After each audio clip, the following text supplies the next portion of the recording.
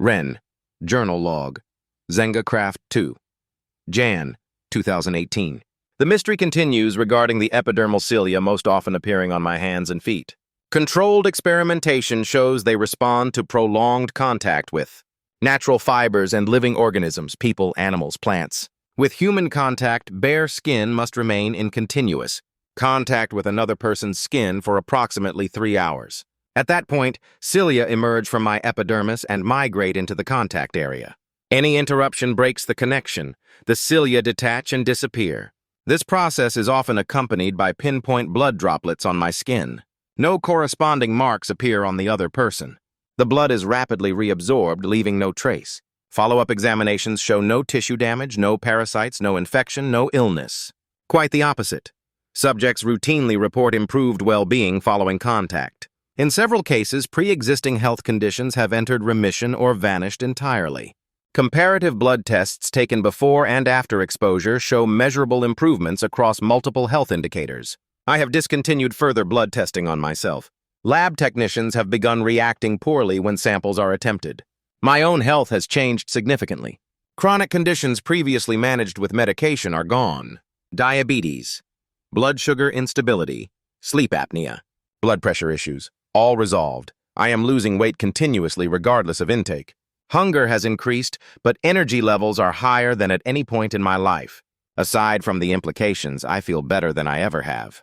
All known parasitic causes have been ruled out. The only conclusion I can reach is that this is a side effect of prolonged interaction with the Zengacraft. The technology has altered me on a fundamental level. Cellular, systemic, possibly genetic. I no longer believe I am entirely human. The cilia are only one manifestation. There are others. Visual acuity beyond baseline human norms. Extreme sensitivity to scent and sound. Cognitive changes. Documented IQ scores have risen from approximately 120 to over 160 within the last few years. This was not intentional. I don't know what I'm becoming.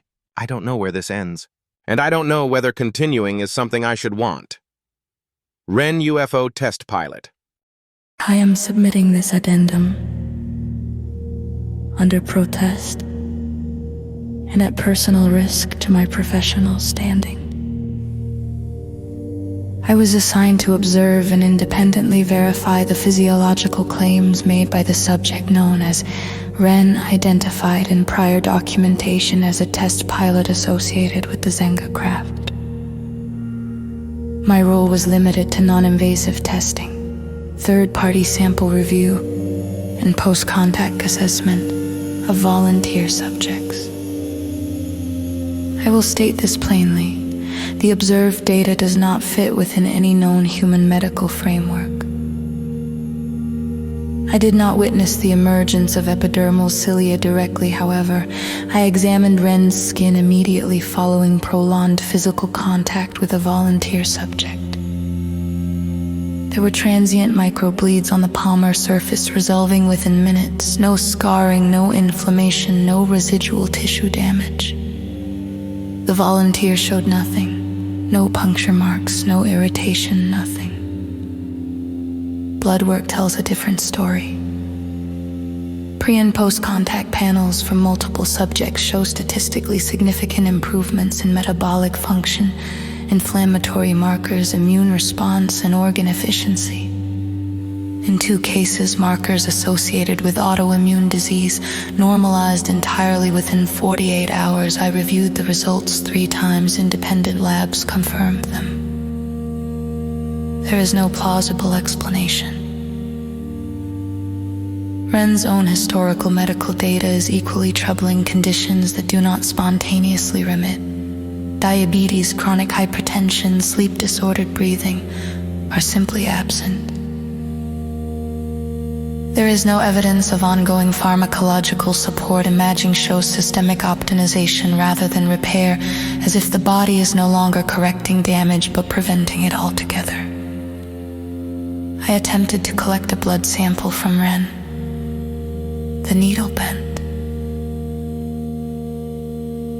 I am not exaggerating. The bevel deformed on contact. A second attempt produced the same result. Ren did not react, did not bleed, and did not appear surprised. I terminated the procedure.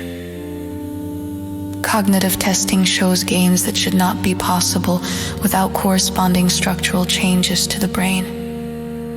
Imaging does not show pathology, tumors, or abnormal growth. If anything, neural organization appears streamlined, efficient, purpose-built.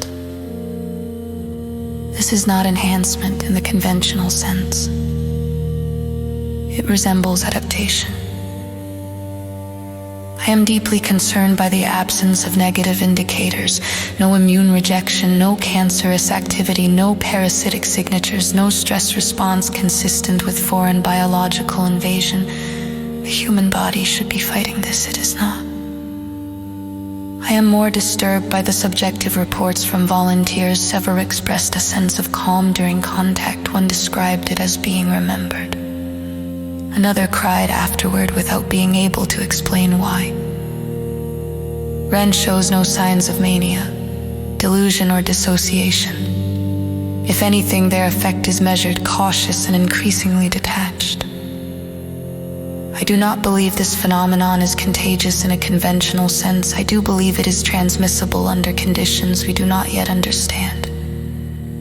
I formally recommend suspension of further contact experiments. Unofficially, I am not sure it would matter. Whatever Ren is becoming does not appear to require our permission.